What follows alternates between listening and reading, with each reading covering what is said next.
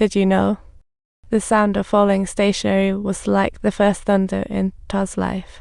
He learned to be brave one night, but sometimes too much bravery can turn life into a roller coaster of thrills and spills. Take Charlie here, the rich kid, who fancied himself a romantic hero, thinking he could convince the school to admit girls.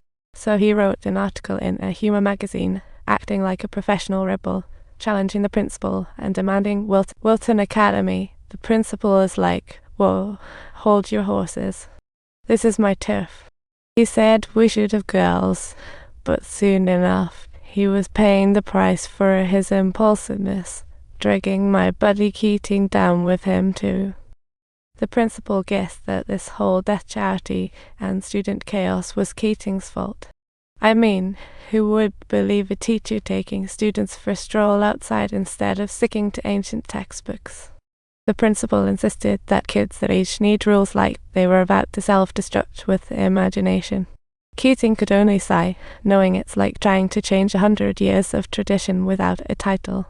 But at least he wasn't powerless. He could save these followers before him.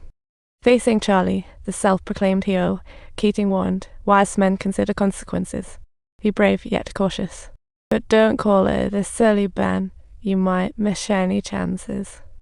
Seriously, what opportunities? Join my class, keep your ideas flowing, and challenge the status quo." Charlie's story ends here, but troubles arise as Neil, another classmate, gets into trouble for his bravery. Neil got the lead role via audition, but needed parents' approval to perform. Knowing his dad would never say yes, he forged a consent letter only for it to backfire spectacularly when his dad caught wind of it. To his dad, any extracurricular activity was just a waste of time. His son had to stick to the script of Harvard then off to medical school. If the son shows slight pushback, Dad uses family values to bind him. Having no other option, Neil sought Keating at midnight for help. Keating suggested, "Why not have a heart-to-heart with your dad? Show him your passion for acting." But obviously, Neil couldn't do that because he was more like a soldier obeying orders in father-son dynamics. He couldn't stand toe-to-toe with his commanding dad, so he decided to sneak into the play, becoming an invisible man in pursuit of his dreams. Neil's performance was so lively, it had the audience wrapped around his finger, while the rest of the cast felt a wave of jealousy wash over them. After the show, they eagerly pushed him toward the crowd for a dose of genuine applause. Talk about an acting pat on the back. But alas, as he changed out of his costume and tried to slip away, he found his dad lurking in the corner, looking sharper than a detective on a case. Keating rushed over, praised his acting talent, urged him to chase dreams, but Dad was a warning sign, sounding the alarm. To Dad, Keating was the villain causing son's rebellion, never realizing it was just the final straw of prolonged. Through the foggy car window, Neil's pleading gaze was heart-wrenching, yet he felt utterly trapped. Back home, the imagined quarrel didn't occur. Instead, a scarier order: transfer to military school tomorrow. Then march yourself to Harvard and become a doctor. And Neil was like, "Why should my youth be sacrificed for your dreams, Dad?" Neil argued for his dreams, but Dad stopped dreaming of showbiz. Left him hopeless. The elf crown he clutched became his last stand, as if to say, "I'm still me."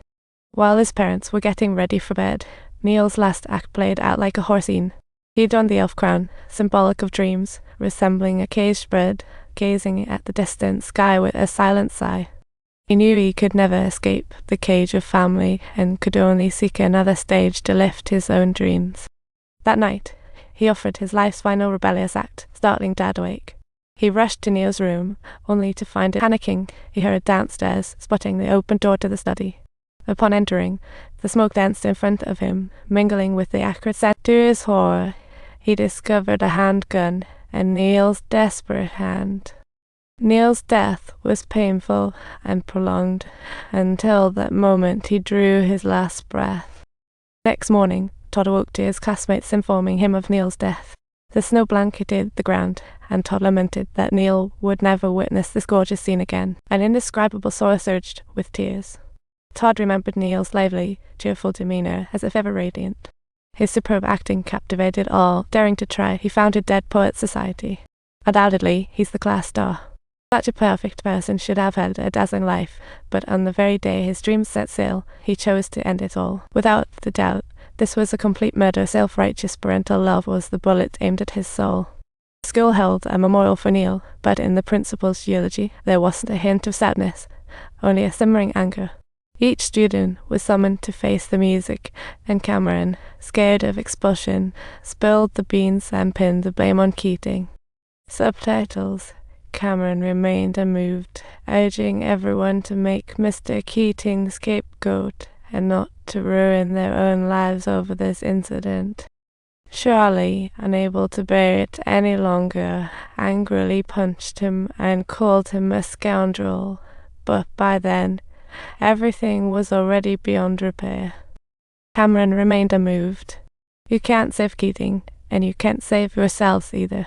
Soon, students were taken in for questioning, and when Todd opened the door, he found his parents already standing opposed.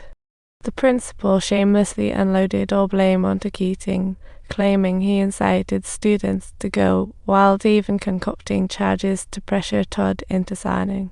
Ultimately, under the principal's threats and his parents' pressure, Todd caved in. Just like that, Keating was expelled. What an ironic inevitability.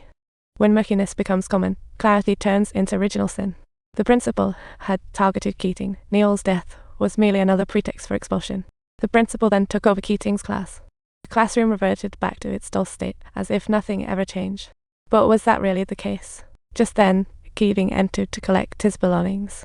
Todd involuntarily looked at him, and in that moment, Keating noticed this kid too. With a questioning smile, Todd's heart sank further.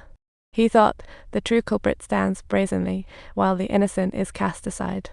At last, Todd chose to burst forth in silence, thinking, in leaving this school, don't forget to hit like and subscribe.